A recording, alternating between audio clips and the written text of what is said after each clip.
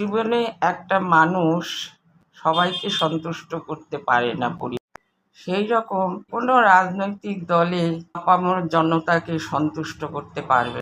কেউ সন্তুষ্ট হবে, কেউ অসন্তুষ্ট হবে, এটা স্বাভাবিক ব্যাপার। রাজনৈতিক লেখাপড়া আজ ৭৪ বছর ধরে দেখে আসি। সুবিধা দিক সরকার, সবাইকে কি আর দিতে পারবে? সেই সুযোগটাও পায় না।